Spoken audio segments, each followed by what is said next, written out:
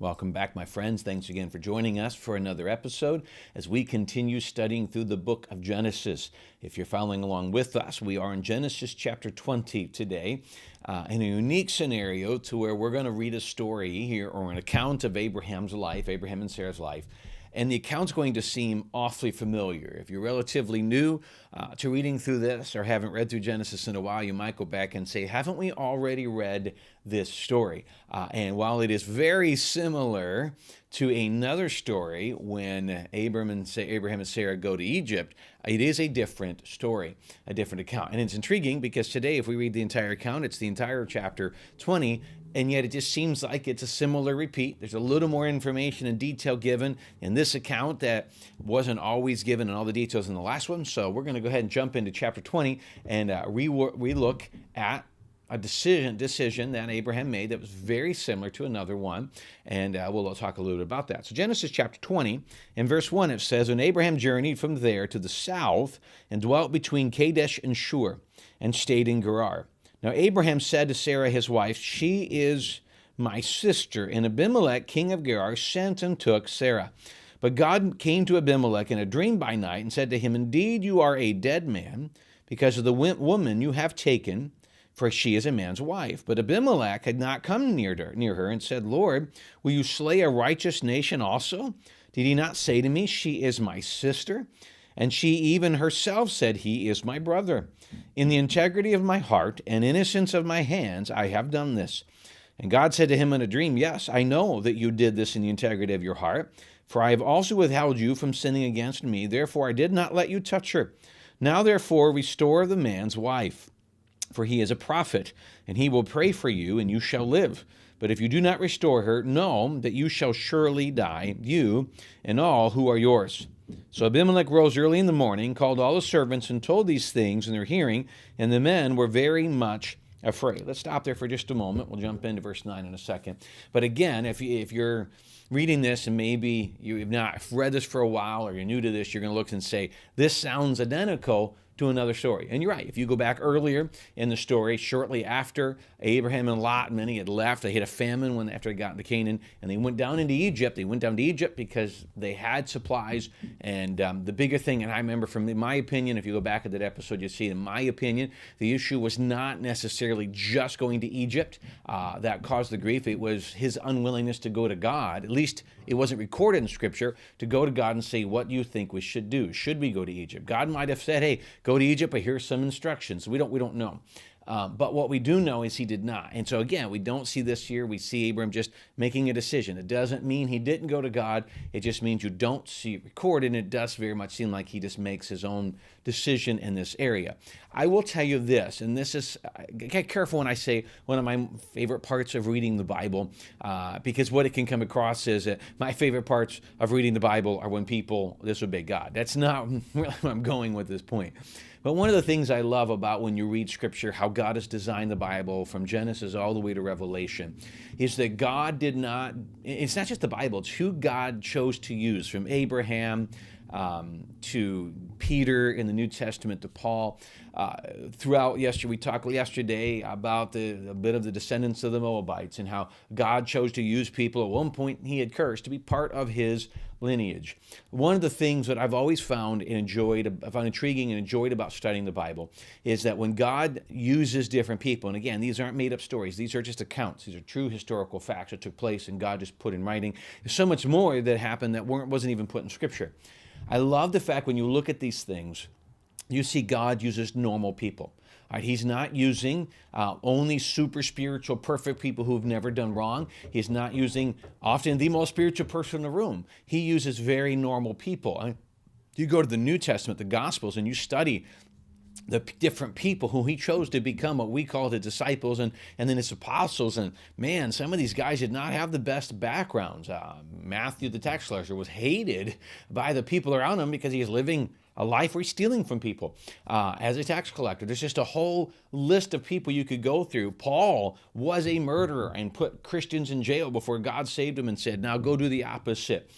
God has always been a God of restoration. God has always been a God that uses people, and that no matter their background, no matter where you come from, God can use you. And I think sometimes we get the idea, well, I didn't grow up in a good Christian home and I didn't grow up in church, so God can't use me. And personally, sometimes I wonder if it's the people that grew up in good Christian homes and grew up in church are used less.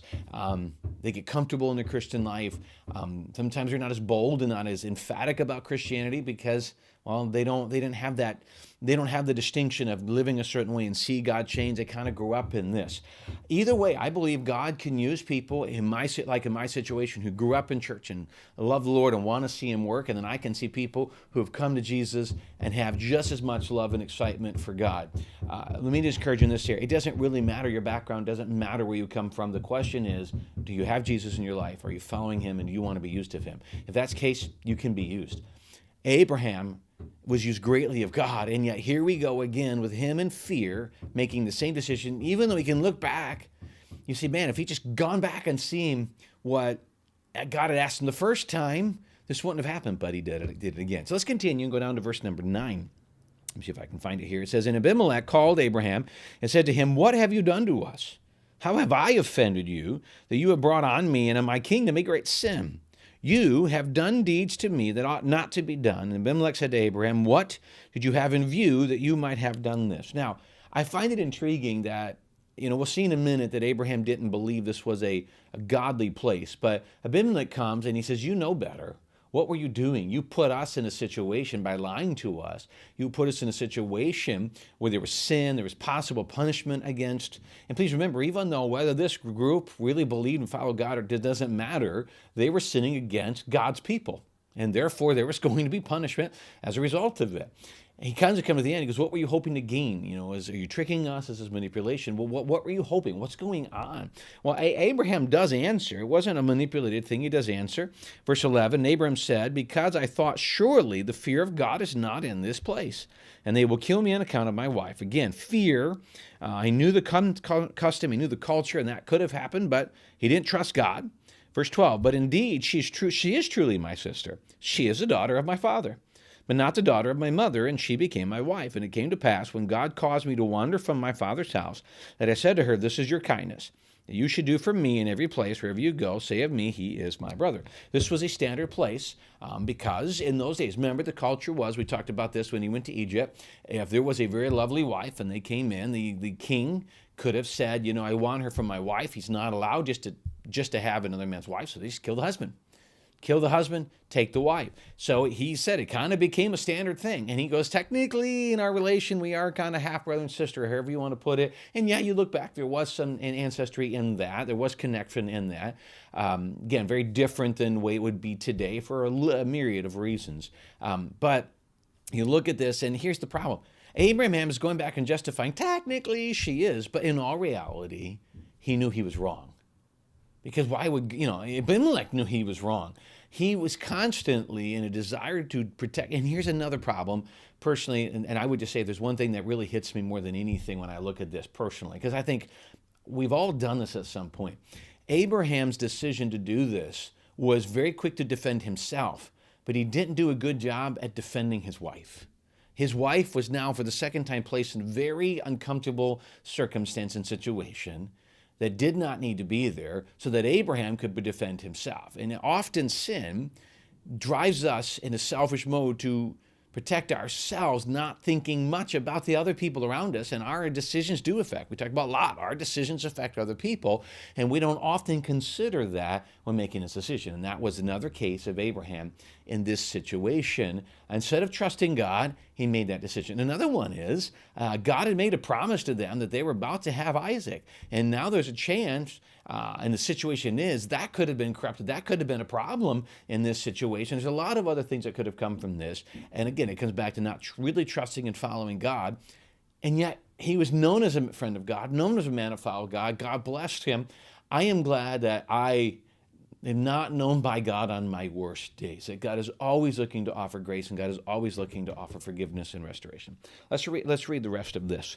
Verse 14, Then Abimelech took sheep and oxen, male and female servants, and gave them to Abraham. He restored Sarah his wife to him. And Abimelech said, See, my land is before you. Dwell where it pleases you. Then to Sarah he said, Behold, I have given your brother 1,000 pieces of silver. Indeed, this vindicates you before all who are with you and before everybody. Thus she was rebuked. So Abraham prayed to God, and God healed Abimelech, his wife, and his male servants. Then they bore children, for the Lord had closed up all the wombs of the house of Abimelech because of Sarah, Abraham's wife. It makes you think, obviously this is more than a day or two, if they had all recognized that there'd been a curse on the people because of what had happened here. Either way, what happened in the situation, ultimately, there was a curse brought on the land and the people of Abimelech as a result of Abraham's decision. If Abraham had just come in and said, we're going to do this, he's afraid of this. Who's to say that God wouldn't have come to Abimelech in a dream and said, listen, my servant's coming, I want you to bless him. God, it's not the first time that God would have come and told somebody who didn't agree with him or believe in him, my servant's coming. It's not the only time he would have done that. And he did this now. He did it here in judgment, but he went to him. I just see, God does work differently in different situations. But God has always worked to protect Abraham. Now, again, he's protecting Abraham against himself. He's protecting Abraham. I have made a covenant with you, and I'm going to bless you. And now you're making a decision. And we could say humanly, you're really making this hard, Abraham. But I'm going to use this to bless you and to bless others and through you. And so he, in the covenant, protects him. I love the fact that God sometimes will will find a way to protect us against himself. With the Bible, I think it's Hebrews says, the Lord chastens who he loves. And when he loves you, he's going to put things in your life to protect you from yourself, to point you in the right direction. That is truly a sign of love. I hope you just look into these true ideas.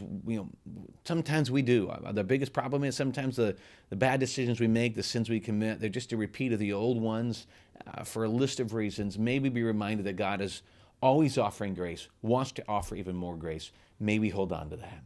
May we look to that and be grateful for God's grace. And when we mess up, go back to God. Never quit.